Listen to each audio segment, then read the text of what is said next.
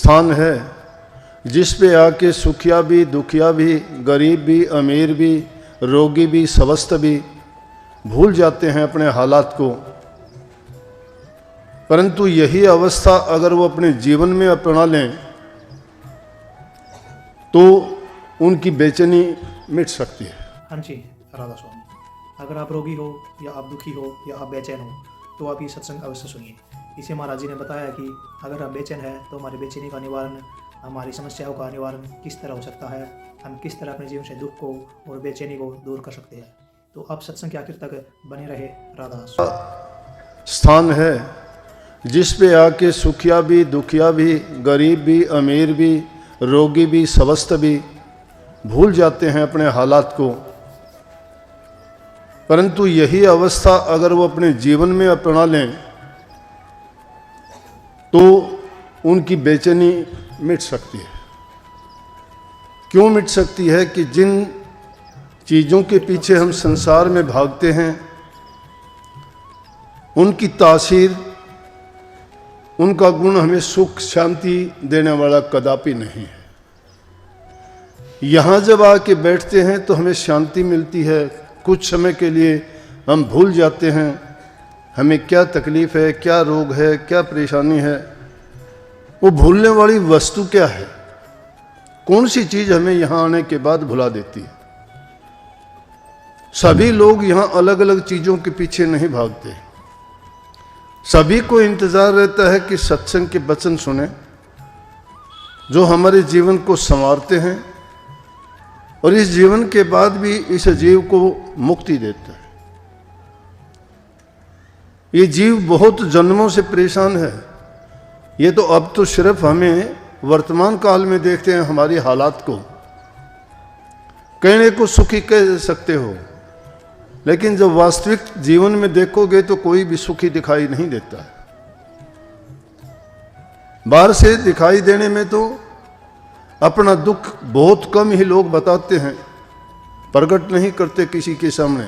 लेकिन इस जगह पे आके अगर वो सबके सामने प्रकट नहीं करते तो मंदिर, मस्जिद, गुरुद्वारे और सत्संगों में जाके गुप्त रूप से प्रभु के चरणों में तो जरूर प्रकट करते हैं कि मुझे ये तकलीफ़ है, मेरी ये परेशानी है, मुझे इनसे निजात दिलाओ तो मुझे शांति मिले। इसलिए मैं कहता हूँ ये ऐसी जगह है, यहाँ आने के बाद कुछ समय के लिए भूलते हो। ये समय अगर यही तरीका आप रोज़ाना के जीवन में कुछ समय के लिए शामिल कर लें तो वो आपके दुख, दर्द, पीड़ा या कर्म की जो मार है धीरे धीरे उससे हम बच सकते हैं। क्योंकि एक प्रभु की भक्ति है जो इस जीव के काम आती है। ये दुनियादारी की चीजें किसी काम आने वाली नहीं है। परंतु आंखें कब खुलती है इंसान को? जब ठोकर लगती है। ठोकर एक बार लग जाए, इंसान की ये भूल है कि ठोकर लगी, कुछ समय के लिए याद आया और फिर उस पर पर्दा पड़ जाता है, फिर भूल जाता है। जब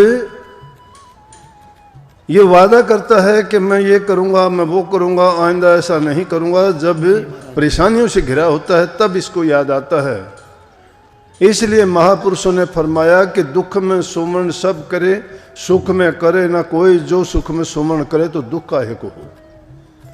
ये सुख के समय तो प्रभु से अलग हो जाता है, प्रभु की भक्ति नहीं करता, नाम को याद नहीं करता, ये स्वयं ही सब कुछ बन जाता है कि सोचता है मेरे समान कोई नहीं है। अपने बल, बुद्धि, चतुराई में फंस जाता है।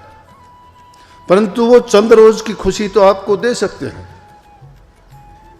चंद रोज की खुशी तो चोर डाकुओं को भी मिलती है, ठगी करने वालों को भी मिलती है।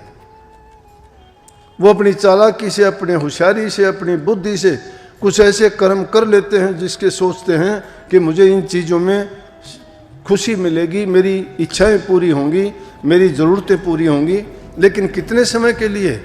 और फिर उन कामों के करने से उनका परिणाम क्या है, उनका भोग क्या है?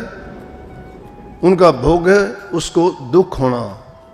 और जब दुख होता है फिर प्रभु याद आता है, फिर गुरु याद आता है, फिर नाम याद आता है। इसलिए अगर वो टाइम हम रोज़ाना का जब हम खाने में चूक नहीं करते, आराम करने में चूक नहीं करते, अपने काम कारोबार में किसी प्रकार की चूक नहीं करते, तो जिसने हमें सब कुछ बख्शा है क्या उसको भुला दिया हमने? इतना सुंदर शरीर दिया,